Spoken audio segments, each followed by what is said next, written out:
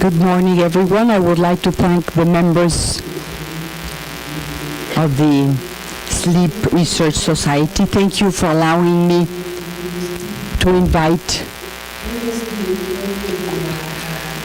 Dr. Babak Moklesky, who heads the sleep clinic at Chicago University. He's a pulmonologist, intensive care physician devoted to sleep, particularly in the field of respiratory alterations and metabolism. It's my honor to introduce him.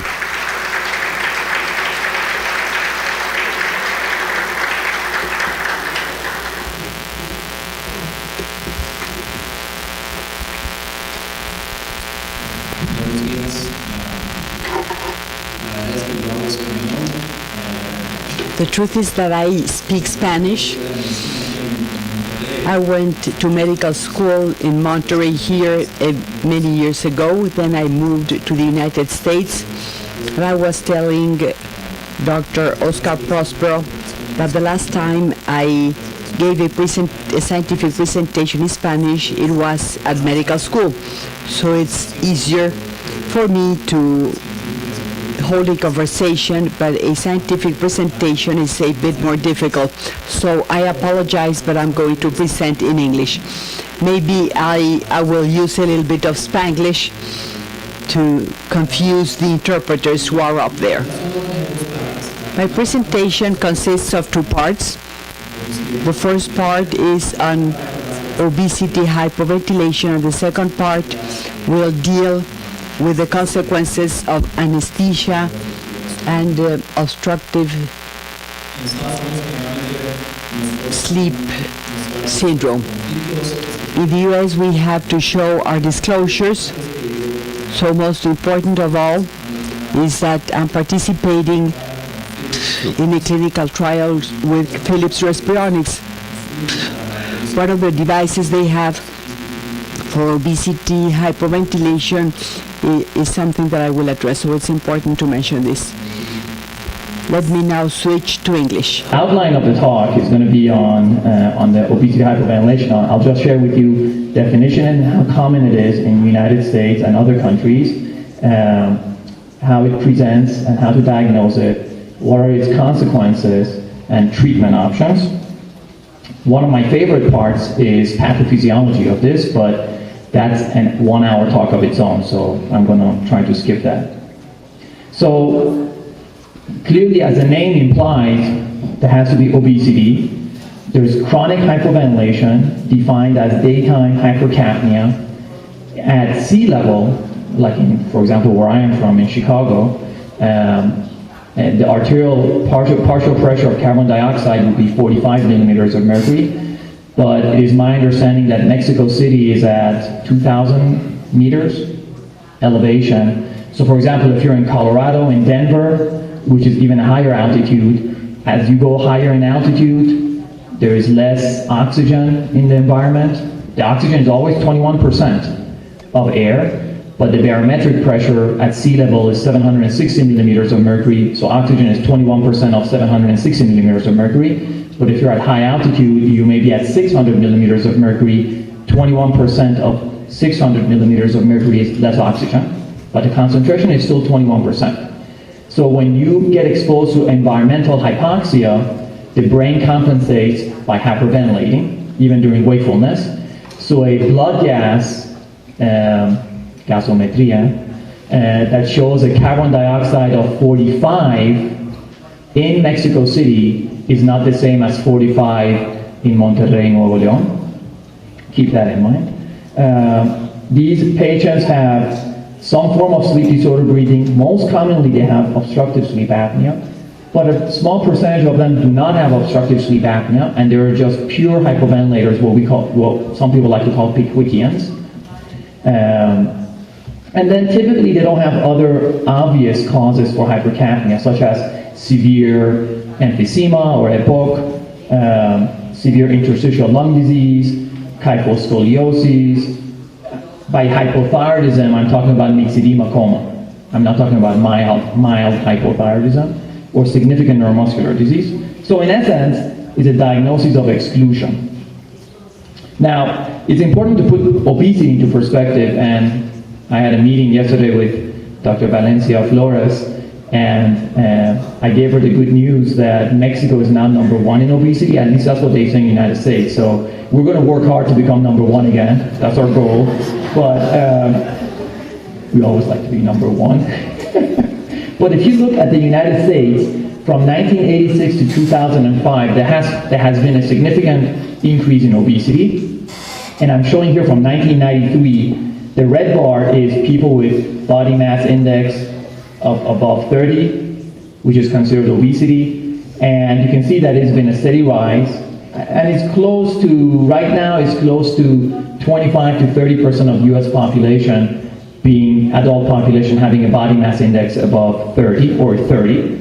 The latest news is that it has become stable. The last paper that was published in JAMA from the Centers for Disease Control and Prevention from the United States suggests that the obesity rates in adults and adolescents has plateaued, which is good news. But what's happening is that once you turn obese, within the obese category you can become more obese, severe obese, and this is what I'm trying to show here. Body mass index of 40 and 50 has been continuously increasing, and these are the folks that develop or at higher risk of developing obesity hypoventilation syndrome. Now, we don't know what the prevalence of obesity hypoventilation is in the community, but if you look at people with obstructive sleep apnea, and here's a variety of countries that I'm sharing with you, and number of patients in each study, you can see that the prevalence in folks with obstructive sleep apnea ranges anywhere from 10 to 20%.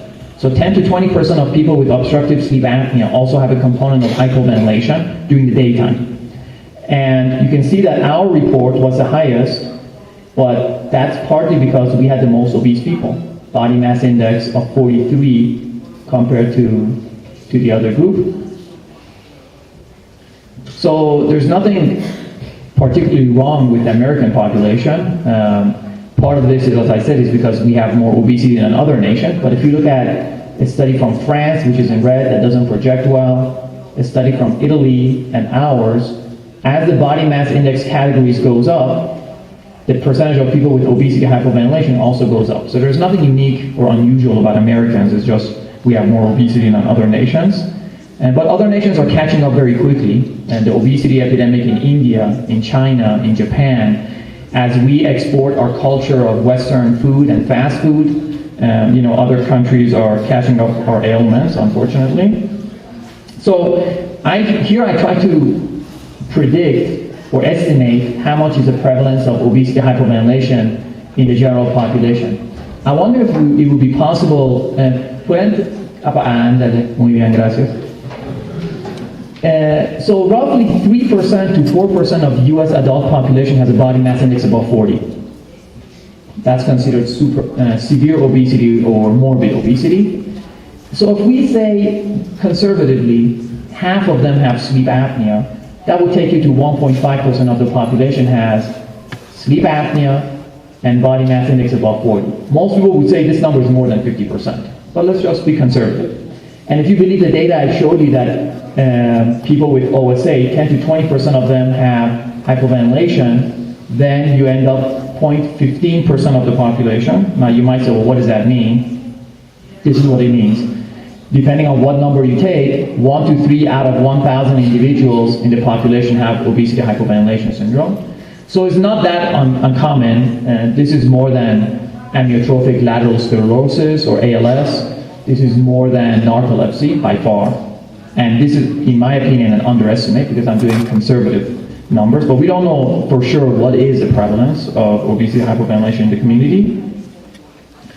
What we do know is that most people get diagnosed very late in their life, unfortunately. And I'll share some of that data with you a little bit in the next few slides. But what I want to share next with you is one of our research subjects. He's a man of Mexican descent and who participated in our research study. And this is when he's in stable, outpatient, steady state. This is how his sleep study looks. And let me orient you on this. On top you have sleep stages, and this is a full night polysomnogram. You have REM sleep, REM sleep, REM sleep, a little bit of deep sleep. He's a young man in his 30s, and very obese, body mass index of around 50 or so. And his daytime blood gas, his arterial blood gas was PaCO2 of 52, 53 millimeters of mercury during wakefulness, in steady state, no exacerbation. This is his oxygenation. This is his transcutaneous carbon dioxide measurement. That's body position, and these are apneas. You can see he has a lot of apneas. And his apnea-hypopnea index is close to 100, as you can see here. So let me just put some lines there so you can orient yourself. That green line is an oxygen saturation of 90%. So you can see the majority of the night, he's below 90% oxygen saturation. This line is oxygen saturation of 70%. So this person has severe nocturnal sleep hypoxemia. And in fact, you can see that every time he goes into REM, his oxygenation gets even worse. Now let's look at the CO2. This line would be where he should be, right? 40 millimeters of mercury at sea level. But this line is 55. And you can see that every time he goes in REM sleep, there's a little bump in his transcutaneous CO2. There tends to be a little bit more sleep hypoventilation during REM sleep. So this is, we always talk about sleep apnea, mild sleep apnea, moderate sleep apnea, severe sleep apnea. This is a different animal. This is as severe as you can get. This is the worst of the worst. And that's why, these people really, you cannot compare a patient with obesity hypoventilation syndrome with your average patient with sleep apnea. It's much more severe disease. And anytime you see this degree of hypoxemia in a polysomnogram on one of your patients, you have to suspect obesity hypoventilation syndrome. You do not see this in a person with obstructive sleep apnea. This just does not happen, this degree of hypoxemia. So here's data on how these individuals look like. Most of them get diagnosed around age in the 50s, so this is usually late diagnoses. There's a good presentation of women in it. 40-50% of these patients are actually women. They tend to be obviously very obese, big necks in centimeters. And if you look at their blood gases when they're in steady state, in stable state, their PCO2s runs in the 53s, but there's a range obviously. They tend to be hypoxemic, and you can see that they have a lot of dyspnea. This is Medical Research Council dyspnea class. It has 4 classes. Stage 4 dyspnea from the Medical Research Council, which is a scale used in the United Kingdom, means that you cannot put on your clothes without getting short of breath. Is shortness of breath with minimal activities of daily life. And they're extremely sleepy based on the Epworth Sleepiness Scale. The vast majority of them have sleepiness. When you look at their polysomnograms, people with obesity hypoventilation syndrome, they tend to have very severe obstructive sleep apnea, significant hypoxemia, and percent of time their oxygen saturation is below 90, depending on which study you look at. It's half of the night, but some of them are even higher. And when you look at their lung function, either by forced vital capacity or FEV1, you can see that they have mild, what we call mild restrictive defect. They tend to have no obstruction, like asthmatics or people with emphysema or EPOC, COPD. They tend not to have obstructive airways disease. Now, sadly, the most common presentation that we see at our institution, and most institutions in the United States when these people are diagnosed, is this one. They get admitted to the emergency room with acute and chronic hypercapnic respiratory failure. So if normally, when they're in stable condition, like the research subject I showed you who was of Mexican descent, let's say if his blood gas normally is pH of 7.38 with a PCO2 of 53, they have no reserve in terms of ventilation. If he gets a toenail infection, if he gets a cellulitis, if he gets a cold or mild pneumonia, that's enough for him to tip him over the edge. So he will show up in the emergency room with a pH of 7.21, PCO2 of 80. So that's acute and chronic hypercapnic respiratory failure. And most of them, at least at the University of Chicago, I'm sad to say, get labeled as COPD. And they've never smoked in their life. They have no risk for COPD or EPOC. And it takes multiple admissions, multiple hospitalizations, multiple ICU admissions until somebody finally says, you don't have COPD, you don't have emphysema, and you're very obese. Maybe you have obesity hypoventilation syndrome. That's why most of these people get diagnosed when they're 50 and 60 years old, which is quite late and unfortunate.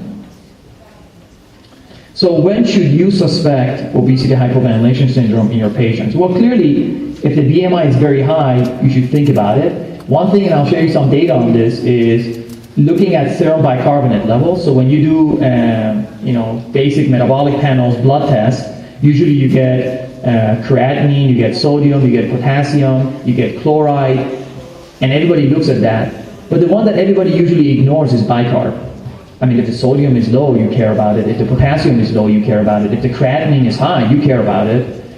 But if the serum bicarbonate is high, usually nobody cares. And my point here is that you should pay attention to it, and I'll share some data with you. The other thing is, if you check pulse oximetry on the patient in the clinic, and their oxygen saturation is low, after they've been sitting in your clinic for a few minutes resting, and they have an oxygen saturation of 95% or 93% or 92%, you should ask yourself, why are they hypoxemic? Why is their oxygen saturation low? Maybe they have hypoventilation causing that. If they have, if you do a polysomnogram on them and they have significant hypoxemia during sleep, you should think about it. And if they have pulmonary function test or spirometry showing that they have restricted defect, that also puts them at risk. So here's some data that we collected looking at people with obstructive sleep apnea and obesity, body mass index above 30, and you can see how many people we had. Then we did certain statistical analysis looking at receiver operating curve characteristics, or what we call ROC curves, to see what serum bicarb level predicts hypercapnia. And the best predictor was 27. So when you use 27, you can see half of the patients had obesity hypoventilation syndrome. When the serum bicarbonate was less than 27, only 3% had obesity hypoventilation syndrome. So it's a quite good discriminator to be able to see. It can help you risk stratifying whether your patient may be at risk of having obesity hypoventilation syndrome. And here's some data about polysomnography. This is a study from Australia. What they did is they looked at people with obstructive sleep apnea, around 20-something patients, and another 20-something patient with obesity hypoventilation syndrome, similar body mass index, similar AHI, similar lung function. So everything else was the same. Just one group was hypercapnic, the other group was not hypercapnic. And what they showed is that when you look at percent of total sleep time during polysomnography, where the oxygen saturation was below 80%, in the obesity hypoventilation group was 9% of the total sleep time, and in obstructive sleep apnea, almost nothing. That's why I was saying that if you're reading a polysomnogram and they have significant nocturnal hypoxemia, that is a sign that they might have obesity hypoventilation syndrome. Now, why do we care about distinguishing obesity hypoventilation syndrome in these folks? Well, because they do worse compared to patients with OSA with similar AHI. The hypercapnia portrays poor prognoses. They tend to have lower quality of life, greater healthcare expenses, similar to the patients I see at my institution, where they get multiple admissions to the hospital until they get diagnosed. They have increased risk for pulmonary hypertension, and they have increased risk of death, as I mentioned earlier. So here's a study from Denver and University of Colorado, where they looked at hospitalized patients and they diagnosed them with hypercapnia. Now, these are patients who were not admitted to the intensive care unit. These were people who were admitted to the hospital for a variety of reasons, but not to the intensive care unit, and they diagnosed them with hypercapnia, and basically what they did is they followed them over time, as you can see, for a year and a half, 18 months. And you can see that once they were diagnosed with obesity hypoventilation, and the vast majority of these people were untreated. After hospital, nobody died in the hospital. That's the good news. After hospital discharge, you can see that these two curves start separating from each other around 2-3 months. They start dying more. So the point here that I'm trying to make is that once it's diagnosed, treatment is imperative because these patients can have increased risk of death. So how do we treat them once you diagnose them? Well, the first thing is to diagnose them. Once you diagnose them, how do you treat? Well, there are several options here. The mainstay of therapy is usually positive airway pressure therapy, and we'll talk about that a little bit more. But there are other options too: surgery, tracheostomy or bariatric surgery so they lose weight, or pharmacologic therapy, which is almost no data on, or minimal data I should say, either progesterone, which is a respiratory stimulant, and acetazolamide, which is also a respiratory stimulant. And then oxygen is a little bit concerning, and I'll share some data with you about oxygen. So the question that always comes up is, should we use CPAP as positive airway pressure, or should we use bi-level or BiPAP, what we call BiPAP? Well, when you look at people with obesity hypoventilation syndrome and you do CPAP titration in the laboratory, in the sleep lab, 43% of patients with obesity hypoventilation syndrome have persistent hypoxemia despite adequate CPAP titration. So you crank up the CPAP, apneas, hypopnea, snoring, all gone, but they remain hypoxic, right? That's what I'm trying to say here. And this study, the one I'm showing here from Australia, they defined persistent hypoxemia as 10 continuous minutes with oxygen saturation, I think it was below 80%. I think all of us can agree that sounds significant. Then the same group from Australia, led by Amanda Piper, did a study where they randomized 36 patients. They excluded those who had CPAP failure. So they excluded people like this, who failed CPAP titration. Then they randomized them to CPAP versus BiPAP, and they followed them in 3 months. And you can see that the degree of improvement in carbon dioxide in the arterial blood was around 6 millimeters of mercury, and with CPAP, and 6.9 millimeters of mercury with bi-level. And that didn't reach statistical significance. So their point in this study was that if you give a patient who passes CPAP titration bi-level, it probably doesn't make that much of a difference. But the fact is, not everybody has a successful CPAP titration. Around half of them don't. So that's why this was a slide I showed you earlier about my conflict of interest, because this is a study that I'm doing with Respironics, who make this device. These are devices called volume targeted pressure support, and the one from Respironics is called AVAPS. ResMed now makes a device called IVAPS. The I stands for not like iPhone, but like I think it's intelligent volume assured pressure support. So basically what these devices do, in contrast to CPAP or BiPAP, is that you tell the device, the ventilator, that I want you to deliver this amount of volume of air, or what we call tidal volume, and you calculate the tidal volume based on the patient's ideal body weight, not their actual weight, but ideal body weight. So when the device notices that the patient is exhaling and the tidal volumes are small, what it will do is it will increase the pressure, so the patient can get a larger tidal volume. So it basically guarantees a better tidal volume, and that's what the device does. So the latest research that looked at this, and you can see all of these studies are small studies. This is the largest study on obesity hypoventilation, and it was done in the UK and led by Nick Hart's group. And you can see that they randomized 50 patients. So that's the biggest study we have, which is unfortunate, but that's what it is. And here what they did is they randomized patients to bi-level, and ST means there's a backup rate. So if the patient has a central apnea, the backup rate kicks in, versus average volume assured pressure support, which also has a backup rate. And what they did is they looked at these outcomes: improvement in gas, quality of life, sleepiness scale, changes in body mass index, and improvement in lung function. And here is what you can see, that the patient characteristics at baseline. You can see there were relatively similar ages, very obese. These are the baseline carbon dioxide levels in the arterial blood. and look at the pressures they were giving them. So in this group that went on AVAPs, the average expiratory pressure, or the lower number, the EPAP, was around 9. And the IPAP is not a fixed number because it changes depending on the volume of the breath. But they were giving tidal volumes of 657 milliliters per breath. And the backup rate was around 14 breaths per minute.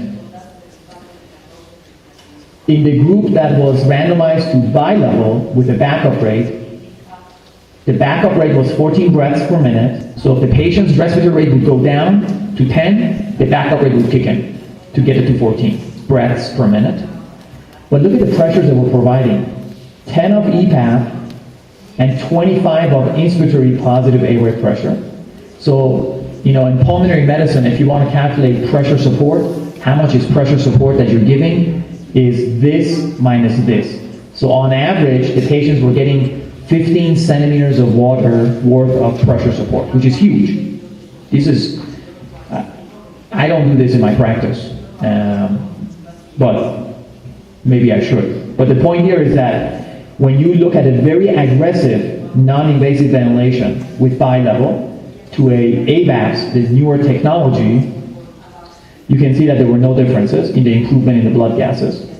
The change in the delta in PCO2 was no different. Adherence to treatment in terms of hours and minutes didn't reach statistical significance. There was no significant difference. Basically, it was a negative study. But the take-home message here is that if you're going to give somebody bilevel and you're going to quote this study, you have to realize that they had bilevel with a backup rate, not just bilevel without backup rate, and they had very high pressure support. So how about non-PAP treatments? So no CPAP, no BiPAP. Well, tracheostomy is an option, but most patients, as you can imagine, don't want to have a tracheostomy. And some patients who end up getting tracheostomy, they still don't have resolution of their obesity hypoventilation. They still need nocturnal mechanical ventilation.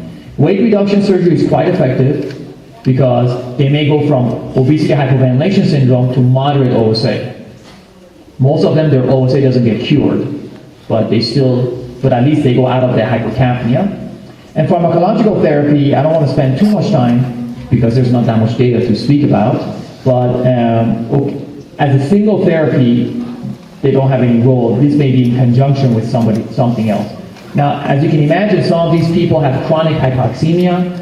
A small fraction of them develop high hemoglobin levels because of chronic hypoxemia. So doing phlebotomies on them is inappropriate. That should not be done. The treatment is to treat the underlying cause, not to take out blood from these folks. How about oxygen? Well, oxygen, again, as a single therapy, you should be very cautious and not use it. And this is one of the problems that happens, at least in the United States. Many physicians, before the patient is seen by the pulmonologist or by a sleep specialist, the patient is found to be hypoxemic because in clinic their pulse ox was 88%. And guess what? They give them oxygen. And the concern here is that there was a report a few years ago where they took people in stable condition and they gave them 100% oxygen by face mask, and they showed that 30-40% of them, the CO2 levels went up. And these were people in normal condition, not in the emergency room. And a recent study that just came up from Australia, is EPUB ahead of print, is not in full publication yet. They brought people and exposed them to 50% oxygen or 28% oxygen. These are people in stable condition. And they also showed that CO2 went up in a good proportion of them. So that's a little scary. So imagine if this person now comes to the emergency room. They're not in stable condition, and they get 50% oxygen by face mask. Some of them can get worse, retain CO2, and then they need to be intubated emergently. So in conclusion on this portion of the talk, what I hope to convince you is that obesity hypoventilation is very common, but frequently undiagnosed, and obviously if it's undiagnosed, it can't be treated appropriately. I think there is enough evidence to suggest that these patients have worse outcomes compared to just simple severe OSA. And although we don't have enough data, but I think based on small studies that we have so far, I think there's enough evidence to suggest that appropriate therapy will likely improve these patients' morbidity and mortality. So with that, I'll stop here, and then we can transition to the next portion, unless you think we should take questions. It's up to you, Dr. Costa. Should I continue, or should I take questions? All right, so I'll continue, and then we'll take questions. Tomamos preguntas al final. La segunda parte es acerca de lo que expliqué de anestesia. Lo que era muy interesante es que antes, cuando estaba tomando café afuera, me di cuenta que allá estaban vendiendo libros médicos. Primero, me dio gusto ver que muchos de esos libros médicos no son de Estados Unidos, son de autores mexicanos. Cuando yo estaba en la escuela de medicina, eso no era el caso, así que eso es bueno. Y también me di cuenta que hay varios libros acerca de la anestesia, pero lo que no vi es un libro de medicina de sueño. Así que eso quiere decir que hay oportunidad para ustedes escribir un libro de medicina de sueño en ese mercado. Yo pienso que, bueno, si se vende o no, yo no sé, pero hay oportunidad de perdido. So let's talk about postoperative outcomes and as it relates to obstructive sleep apnea. Again, yo no soy un anestesiólogo, así que no me hagan preguntas muy difíciles acerca de anestesiología. Nomás lo que quiero enseñarles es la relación entre el síndrome y las complicaciones que pueden tener. So, I'll show you a little bit of effect of anesthesia on OSA, some data on that recently has come out, and changes in sleep and sleep disorder breathing during the postoperative period, and what are the consequences of untreated OSA. And I'll share with you some of the data and what's the role of auto CPAP in the postoperative period. So you can imagine a patient like this, you may not see this, but here's the neck. This is what I call head and shoulders. There's no neck, you know. So you can see how this patient can be at risk for perioperative complications. I say peri because the complication can start when the anesthesiologist wants to put the endotracheal tube, and they can't. And there's a saying in the United States that if you've never had an airway complication as an anesthesiologist, you haven't been an anesthesiologist for enough time. At any given time, you will have a problem. When I was a fellow in training in pulmonary and critical care, I always thought, that's a joke, until one of my patients died because I could not get an endotracheal tube in them. I could not intubate them. I just could not. And she died under my hands. So after that, you start respecting airway management, and these patients have difficulty getting intubated. So that's the pre-op. Then there is the post-op component. I'm going to focus mostly on post-operative. So a patient like the one I just showed you can have a polysomnogram that looks like this. Now let me walk you through this quickly. This is a 2-minute window. So this is 30 seconds, 30 seconds, 30 seconds, 30 seconds, and 30 seconds. So 2 minutes. Here's your oxygen saturation, and in case you can't see it, it goes up to like 94, 95. Then there's an apnea that lasts 20 seconds. There's continuous effort, so it's an obstructive apnea, so the patient is doing so they can't breathe. They're trying to breathe, but they can't. And the oxygen saturation drops to, I can see it on my computer screen, 62%. From 94 it goes down to 62%. They have an arousal, they recover, they take 2-3 breaths, fall asleep again, they have their next apnea. So this is when they're in normal condition, when they sleep at home. So imagine you bring this person to the hospital, you put him under general anesthesia, you extubate him in the operating room, and now they go to the recovery room, right?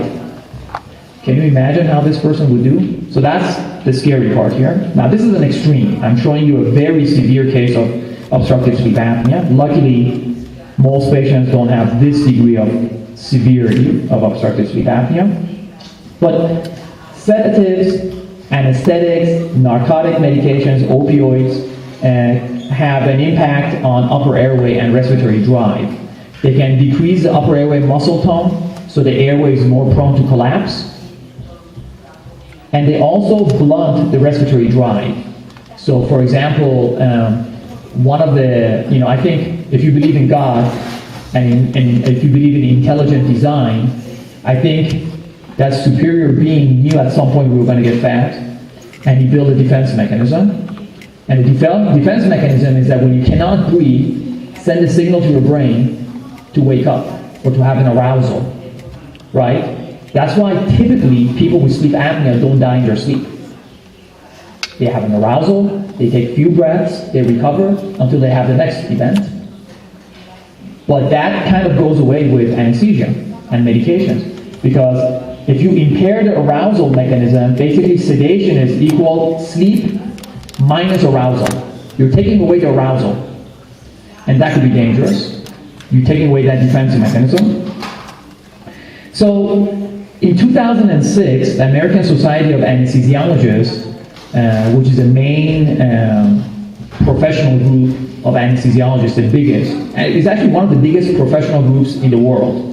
The number of anesthesiologists around the world that belong to the ASA is around, I think, 70, 80,000. It's huge, huge. When they have their meetings, it's just, they take over the city, basically. This society, in 2006, published this article, Practice Guidelines for the Perioperative Management of Patients with OSA. And I don't know why they call it practice guidelines. It should have been an opinion paper, because there's not a lot of data in it. I always joke that this article really helped the lawyers in the United States to sue physicians, because they take them to court and they say, aren't you aware of your practice guidelines, doctor? How come you didn't do X, Y, and Z? But there's really no data to it, which is disappointing. But basically what the document says is the following. It says, in the pre-op period, develop protocols to screen patients suspected of having OSA, whatever that means. In the intraoperative time, consider local or regional anesthesia versus general. Perform continuous monitoring of ventilation during moderate sedation. Extubate when fully awake. And in the post-op period, avoid continuous infusion of opioids, and if concerned, do IC or telemetry. Now this, if you want to implement this in your hospital, this is a huge cost and effort. This is easier said than done. And they were making all these radical recommendations without having much evidence to support it. But what it did is that it actually pushed the field to generate evidence. So it was the opposite. Instead of having evidence, then coming up with practice guidelines, the practice guidelines came out first. Then the doctor said, okay, that was garbage, let's try to generate evidence. So that's kind of how it worked. Now this is data that is not published yet from Francis Chung's group from University of Toronto, who she was kind enough to share it with me. And this is showing you what happens to sleep apnea after surgery. This is a full montage polysomnogram. This is not just a screening test. Post-op, pre-op, post-op night 1, night 3, night 5, night 7. The green ones are people who did not have OSA to start with. The red ones are people who had OSA to start with, and there is no CPAP here. This is just letting them on their own. So you can see, so the question is, what happens to OSA after surgery? And this is really the only study that provides some reasonable answers. So here, this bar, this is what we call box plots. The box, the rectangle, is 50% of people. So the line in the middle is the median. This is 75th percentile, 25th percentile, 10th percentile, 90th percentile. So from here to here, 90% of the people are there. This box is 50% of the people. So you can see that in the OSA group, the AHIs go up, and then they start coming down. In the no OSA people who didn't have OSA to start with, they also go up, but then they also come down after a few days. So you might ask the question, well, maybe this is a total apnea-hypopnea index. Maybe what's going up are central apneas. Central apneas are going up because they're getting morphine or, I don't know, narcotics or other things. So here's the next slide. Central apneas, do they increase postoperatively? I think the answer is no. Those were all basically obstructive apneas and obstructive hypopneas. The central apneas don't change much, if you notice. So I think that was interesting to show as well. And one thing else they showed is there's some old literature that suggests that narcotics and anesthesia suppress REM. So for the first 2 days after surgery, REM sleep goes down. Then patients get discharged, they go home, and then at home they have REM rebound. And when they have REM rebound, they have worse ventilation, cardiovascular instability, and that's why people die at home 2-3 days after discharge. I didn't show you the slide, but Frances Chung also had a slide showing what happens to REM sleep, and basically she debunks that myth. There is no REM rebound. What happens is that in the first 2 days of surgery, REM goes down, but then it comes back to its baseline. There's no rebound. It comes back to its baseline. Maybe it's semantics, I don't know, but again, there's no REM rebound from my perspective. So there are at least 10, 20 studies out there looking, small studies, 30 people, 100 people, 50 people. Most of them are retrospective in nature, and they look at what happens in post-op complications. One of my friends, Rup Kaur from Cleveland Clinic, did a meta-analysis of all these. So when he joined all these studies, he got around 4,000 people. So I'm showing you two of his figures. One is post-operative respiratory failure. So when your line crosses the odds ratio of 1, that means you're not statistically significant. So you can see most individual studies didn't reach statistical significance because they didn't have statistical power.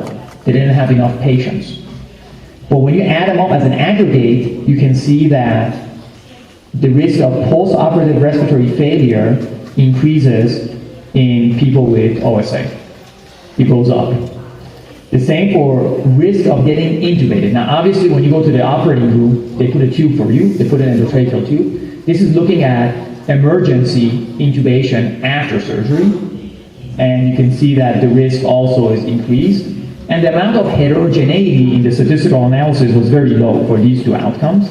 So what we wanted to do was to look at large national databases. So one of these that is available in the United States is called a nationwide inpatient sample database. So there's approximately 8 million hospitalizations reported to this database per year from 1,050 hospitals across most states in the United States. And so basically the data is around 20% of people who get admitted to the United States hospitals.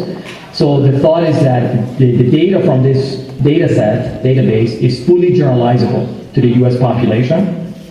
So what we asked, the question was, we wanted to look from years 2004 to 2008. And there are two reasons we picked those 2 years, from 2004 to 2008. One is because the American Society of Anesthesiologists guidelines came out in 2006. So I was interested in what happens the 2 years before and the 2 years after, right? That was one of my objectives. And the other objective was money, as always. We only had available until 2008, because every year you want to buy, you have to pay money. So, and we thought if we take 2004 to 2008, there's probably less change in surgical techniques, less change in anesthesia techniques, so it would probably be more homogeneous. We were only interested in elective surgery, so emergency surgery, urgent surgeries were out. And we were interested in various categories of surgery, and if you think about it, we were working from way down, up. So legs, knee surgery, hip replacement, and knee replacement, prostate surgery, obviously men, abdominal surgery, and then going to the thorax. The cardiovascular surgeries, 75% of them were coronary bypass surgeries, 15% of them were valve surgeries. Abdominal surgeries were mostly hemi or total colectomies, 20% were cholecystectomies. These were mostly radical prostatectomies, and 87% of them here were total hip and total knee replacement. Now, let me show you, when I saw this data, I realized I'm in the wrong field. I should have been an orthopedic surgeon. This is only 20% of the US population that gets hospitalized. So in 20% of US hospitalized people, there were 783,000 knee and hip replaced in the United States. I don't know why. If you want to translate that into the entire population, you have to multiply it by 5. So in a span of 5 years, right, there were, my math is not very good, that's why I went to medical school. around 3 million, 4 million knees and hips replaced in the United States. Why? I have no idea. That seems like a lot of knees and hips, but that's driving the number here. And then we looked at bariatric surgery, 91,000 bariatric surgery cases. We were interested in hospital death, total charges, length of stay, and other respiratory and cardiac complications. And we were also interested in when those who get intubated, when do they get intubated? So here is the prevalence of obstructive sleep apnea in this data set. Now you could say this is an underrepresentation because the prevalence of OSA should be higher than this, but this is what we had in the data set. Depending on which surgical group you look at, obviously in bariatric surgery, I think that bariatric surgeons are more in tune to it and they check it more. And you could argue even 36% is low. And my argument has been, one of the pushbacks we got from the reviewers when we submitted this for publication was that this is an underrepresentation. And my argument was that maybe these are people who have clinically significant OSA, because if you look at the prevalence of OSA in the United States population, it's around 20%, but the majority of that 20% has mild OSA. So maybe these are all more severe or moderate OSAs. So what happens to these folks? Let's look at emergent intubation after surgery. This is unadjusted. There's no statistical adjustment. This is just the raw data. So in the orthopedic group, you can see the risk of intubation goes up if you have OSA. In the prostate group goes up, in the abdominal group goes up, in the cardiovascular groups goes up. It does as well in the bariatric surgery. I'm not showing it here. What about risk of requiring non-invasive ventilation? It goes up in all surgical groups, which is not a surprise. What happens with respiratory failure post-op? You can see that respiratory failure is increased in all groups.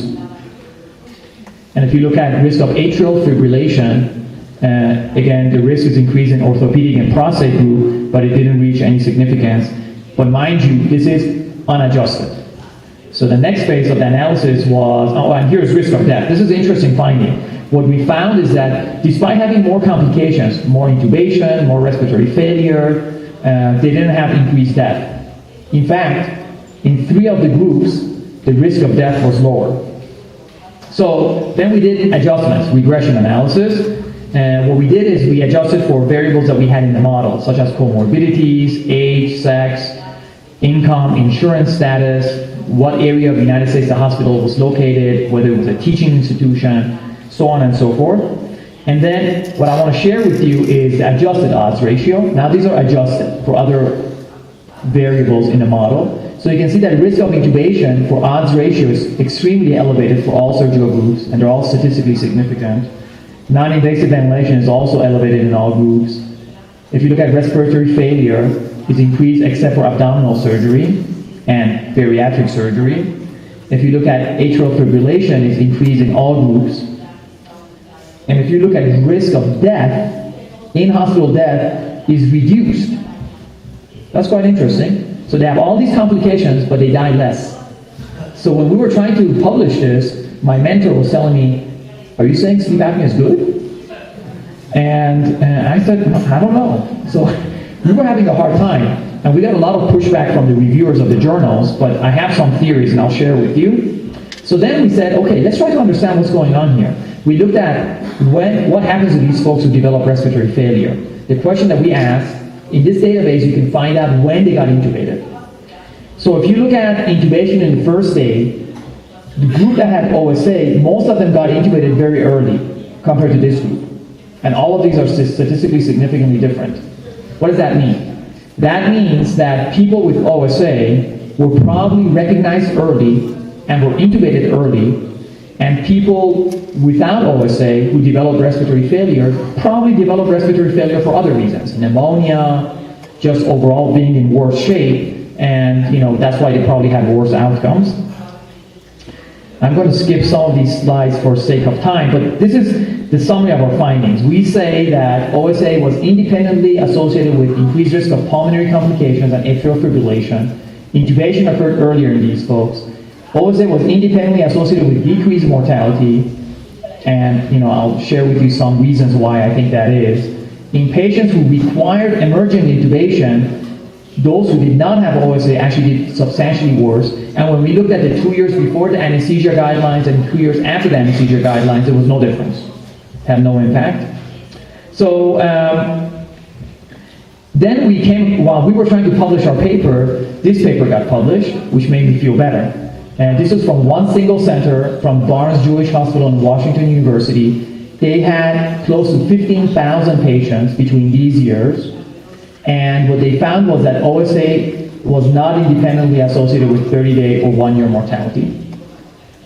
Longer, when they followed them for 2 years, 3 years, 4 years, yes, they died more. But for the perioperative period, at least of 30 days, there was no increased risk of death in these individuals.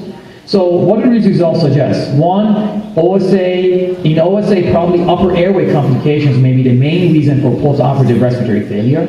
And if you have an upper airway complication, that is reversible very quickly. It can get better very quickly. So they get intubated early on, they stay intubated for a short period of time, and they get extubated, and they probably don't do that much worse. Or another possibility that one of the reviewers suggested to us, that we put it in the journal because I thought it was a good point, is maybe the anesthesiologists have a lower threshold for intubating people with OSA. They might say, oh, this is a difficult case, just intubate. And when you intubate people earlier, maybe you avoid complications down the road. And why there was a lack of increased mortality, as I said, earlier recognition and treatment of respiratory failure. There's this phenomenon that is kind of interesting that people talk about. It's called the obesity paradox. I'm not talking about morbid obesity, but I'm talking about BMIs of 32, 33, 34. If you have a BMI of 32, 33, 34, you seem to have better outcomes than if you have a BMI of 21, which is interesting. And there's also something called ischemia preconditioning that some people have promoted, that people with OSA who are untreated may have ischemia preconditioning that may protect them actually in the acute time and acute presentation. But again, it remains a mystery to me. And other databases are also finding the same findings that we did. So this is not just the bizarre findings that we had. Now, to close up, I want to share with you some data about CPAP therapy. We published a couple of years ago a paper about giving auto CPAP to our patients coming from the anesthesia clinic to us pre-op. And what we reported was that patients were not using it, and which was a major problem. Recently, the group from Toronto, led by Francis Chung, who's done a lot of work in this area, published this paper in anesthesiology. They had 87 randomized to auto CPAP and 90 patients randomized to standard of care, usual care. And you can see here that on different nights, 3 nights before surgery, pre-op night 1, 2, 3, then post-op night 1, 2, 3, 4, 5, you can see how much they're using it, how many hours. You see? So the same problem remains. People are not using CPAP, so which is concerning. Now, 2 studies that I want to share with you just to wrap up is this study that was published from Italy in JAMA in 2005. They looked at, is a randomized controlled trial looking at CPAP versus standard of care, not with a focus on sleep apnea. This is a focus on post-operative respiratory failure. People who come out of surgery and they start having hypoxemia. And they were randomized to, they excluded people with heart, lung disease, and sleep apnea and morbid obesity. And then they randomized them to, assigned to receive oxygen therapy by mask, like a regular mask, versus CPAP, oxygen plus CPAP. And what they found is, now this is not 160 days, this is 160 hours. 160 hours after coming out of surgery, risk of getting intubation, repeat intubation, which is a bad outcome. No surgeon wants their patient to get intubated after they get extubated, and no patient wants to get intubated, and no family member wants their loved one to get intubated after surgery. That's bad. So you can see here that there was a significant drop. Now, this was so dramatic that the Data Safety Monitoring Board told them you have to stop the study. The study was stopped early because of this. And you can see that even pneumonias were reduced significantly, 2% versus 10%. So how did they achieve? They report that they achieved 96% adherence in the CPAP arm. How did they do that? That's what they did. That's called a helmet. This is a helmet, and I suppose with that it's hard to take it off. So that's how they achieved adherence. And lastly, this study was just published from France in the New England Journal of Medicine, and I recommend you to look at it, especially if you're going to have surgery on yourself. If you're going to undergo surgery, you may want to talk to your anesthesiologist. Because this study shows how important it is to take good care of patients even during surgery. So, what they did is they randomized patients going for elective surgery to high tidal volumes during the operating time versus low tidal volume. And you can see the probability of event 30 days after randomization, event being pneumonia, need for non-invasive ventilation or intubation, was dramatically different between high tidal volumes and low tidal volumes. So I think a good care of patients starts even before surgery and during surgery. So in conclusion, I think we need more research on which phenotype of sleep disorder breathing is at higher risk for postoperative complications. And we really need to know whether treatment of sleep apnea, we have data that shows sleep apnea is associated with bad outcomes. What we lack is to show that treatment of sleep apnea actually improves outcomes in the perioperative period. That we don't have right now. And then the next question is, well, what is an important outcome that we should care about? That we still don't know. Should it be intubation? Should it be death? Should it be pneumonia? We don't know. And how can we improve adherence to CPAP therapy in these patients because they don't use it, especially in the perioperative settings. So with that, I'll stop and I'll be happy to take any questions. Thank you for your attention.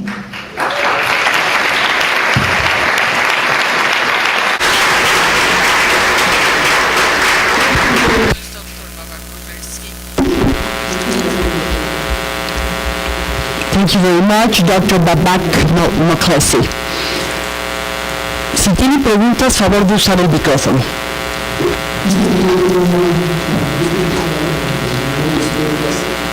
I'm a pulmonologist from Ciudad Juarez. The tidal volume values that you used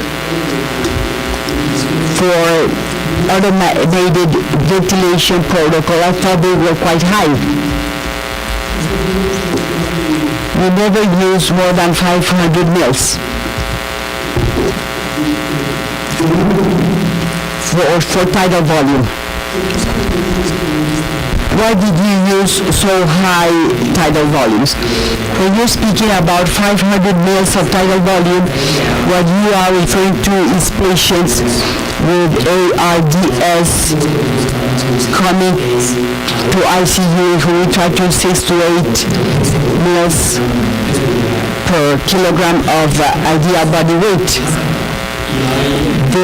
This is with the mask and there are air leaks. The idea here is that if I tell the device that I would like to give 8, 9 or 10 mils per kilogram of ideal body weight, the truth is that it's not the same to have an endotracheal tube because there are air leaks. The lung does not have the same volume as the one in a patient in the ICU. The fact is that if we give less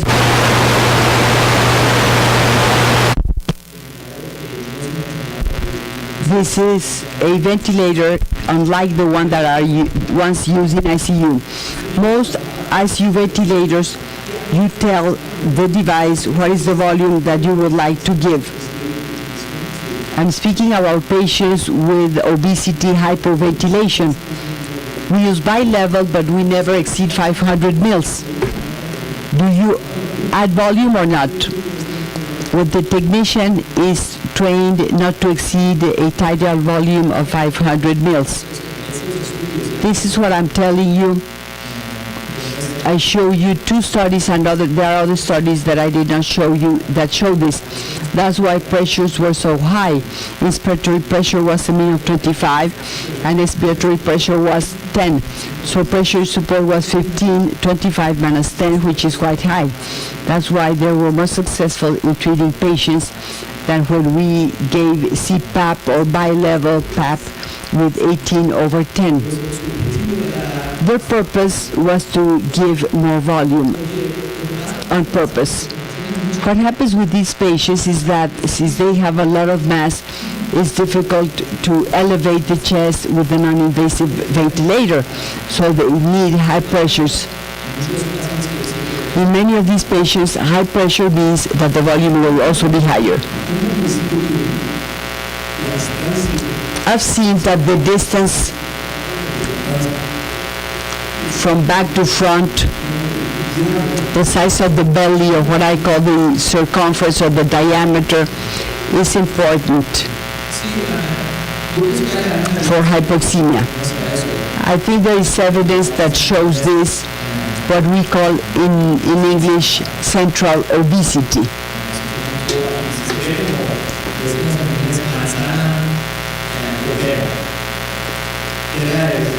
In English, we ask whether someone has the shape of an apple or a pear.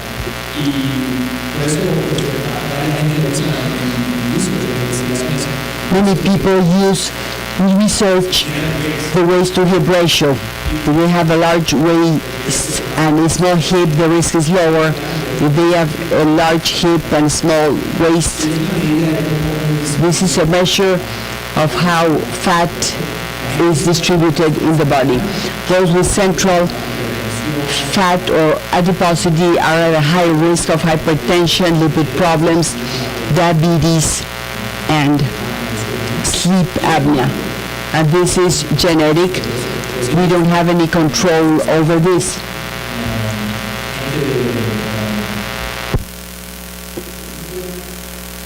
Hispanics, people from India, Asians, African Americans in the U.S.,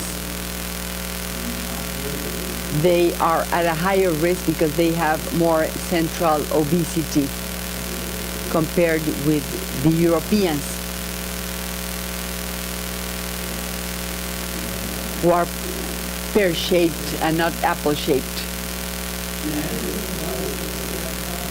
And those with central obesity have a larger neck. They have more fat here. Gracias por su presentación, excelente. Una pregunta es, por ejemplo, ustedes han estudiado, han documentado cómo les va a aquellos pacientes obesos con hipoventilación, incluso nada más obesos que necesiten el tratamiento con CPAP. Si utilizan el equipo previo a la cirugía, por ejemplo, un mes, 2 meses, ¿cuánto tiempo ustedes recomiendan que deberían utilizar el equipo previo a entrar a la cirugía? Y si utilizarlo previamente disminuye los riesgos durante y posterior a la cirugía, por ejemplo en cirugía bariátrica. Nosotros recomendamos para los pacientes que tienen la hipoventilación, la obesidad, recomendamos de perdido 6 a 8 semanas antes de la cirugía bariátrica. Y lo que nos gustaría ver es mejoramiento en el niveles de oxígeno y mejoramiento en el dióxido de carbono en la gasometría, algo así, y demostrar que el paciente lo está usando de una manera objetiva. Lo importante aquí, en mi experiencia, la mayoría de los pacientes que quieren tener cirugía bariátrica lo usan muy bien, porque saben que si no lo usan, el cirujano también tiene problemas para hacer la cirugía. Los ejemplos que les estaba enseñando aquí al final de mi presentación, que era acerca de usar auto-CPAP, el CPAP automático, que la gente no lo usa antes o después de cirugía, esos son pacientes diferentes, porque esos no son pacientes que han venido a la clínica de sueño o que han visto a un neumólogo o un especialista de sueño antes de cirugía. Si se da cuenta, nomás vinieron el día antes. Y no están acostumbrados a usar CPAP, nadie les explicó muy bien, y de hecho, si se pone a pensar, después de cirugía uno tiene dolor, está incómodo, y ahora le ponen el CPAP. No lo va a usar. Pero lo que se refiere a usted, los pacientes que han estado con CPAP por varios meses o semanas antes de cirugía, generalmente lo usan. Eso ha sido mi experiencia, bueno, generalmente. De complicaciones no sabemos, no hay ningún estudio que haya demostrado que si lo usan o no lo usan van a tener más complicaciones. Esos estudios no se han hecho.